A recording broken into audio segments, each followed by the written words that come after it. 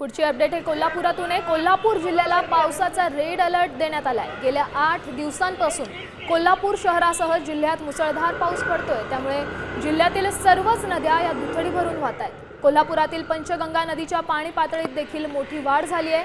नदीपात्रामध्ये असणारी छोटी मंदिरं आता पाण्याखाली गेलेली दिसतात। एकूणच पश्चिम महाराष्ट्रासह कोल्हापूर जिल्ह्याचा आढावा घेतलाय आमचे प्रतिनिधी रणजित माजगावकर। सिंधुदुर्ग, रत्नागिरी, साताऱ्यासह कोल्हापूर जिल्ह्याला आज पावसाचा रेड अलर्ट देण्यात आलेला आहे। त्यामुळे कोल्हापूर जिल्ह्यामध्ये गेली 8 दिवस जो पाऊस पडतोय, या पावसामुळे कोल्हापूर जिल्ह्यातल्या सर्वच नद्या दुथडी भरून वाहताना आपल्याला पाहायला मिळत आहेत। ही मंदिरं आहेत, ही मंदिरं सध्या पाण्याखाली जायला सुरुवात झालेली आहे।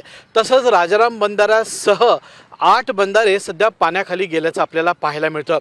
कोल्हापूर जिल्ह्यासह सिंधुदुर्ग आणि रत्नागिरी जिल्ह्यात देखील मोठ्या प्रमाणात पाऊस पडतोय, तिथंही रेड अलर्ट देण्यात आलेला आहे। या ठिकाणी मे महिन्याचा शेवटचा जो आठवडा असतो तो पर्यटकांसाठी आणि तिथल्या स्थानिकांसाठी हा पीक वीक म्हणून पाहिला जातो। या आठवड्यामध्ये मोठ्या प्रमाणामध्ये पर्यटन होत असतं, मात्र मुसळधार पाऊस पडतोय। रेड अलर्ट दिल्याच्या पार्श्वभूमीवर त्या परिसरात देखील पर्यटनावर मोठा परिणाम झाल्याचं आपल्याला पाहायला मिळत आहे।